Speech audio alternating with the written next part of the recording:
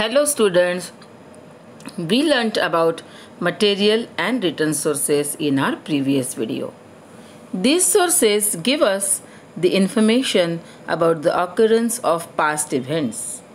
Events means what? Something that happened in the past. Something that is really very important for our present or future. Through these events, we gain knowledge, ideas, and we also learn how to use them in our day-to-day life to make progress. Through these past experiences, we can always make our life more better. Children, during medieval period, many foreign travelers came to see the beauty, rich heritage, and culture of India. They have written travelogues. Travelogues means the accounts of their travel. Let us see the pictures of travelogues.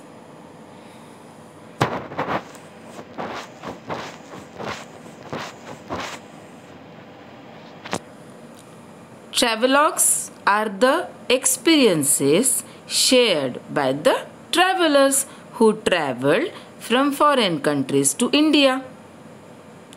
Al-Biruni, Ibn Battuta, Nicola Manucci, Babur's biography, Shri Shiva Bharat, or the Sanskrit biography of Shivaji Maharaj by poet Paramananda, written by some of the travelers. Now one more written source is there, Tawarik. Tawarik means what? In Marathi we say Tariq, isn't it? So what is Tawarik? Tawarik is nothing but a Tariq.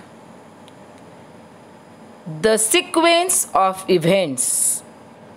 Here, the events are written according to their occurrence.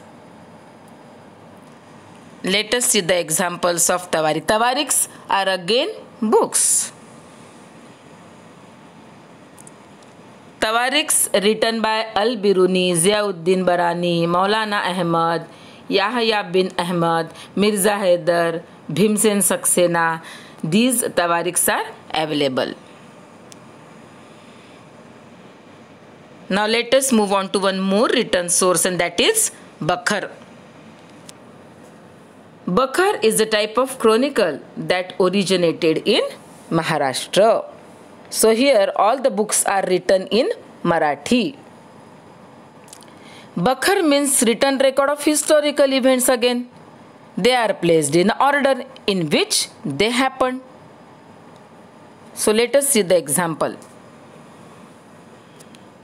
महिकावतीची बखर, सभासद बखर, चिटणीसाची बखर, भाऊसाहेबांची बखर, etc.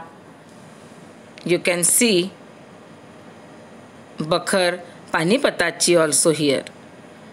भाईसाहेबांची बखर, महिकावतीची बखर, पेशव्यांची बखर. These are the written sources again. Now let us move on to the oral sources. We understand various aspects of folk life through folk literature. Now what is this folk life and folk literature? Listen carefully.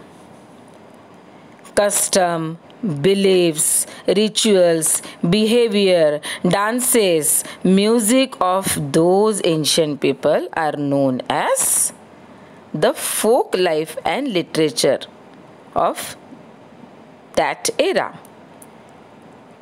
Why do we study them now? Because it helps us to sort out and learn what is good. We follow the culture and custom through these experiences only. Let us see the examples of oral sources.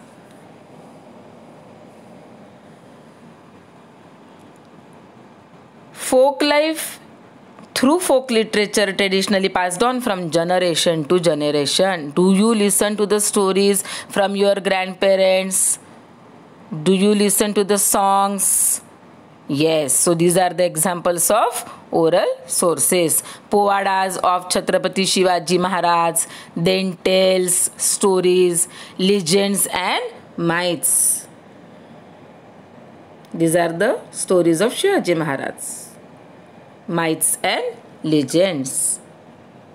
Myths means Dantakatha and legends means the stories of Ali Baba, monster, Robin Hood, fiction stories. Understood? So these are the oral sources.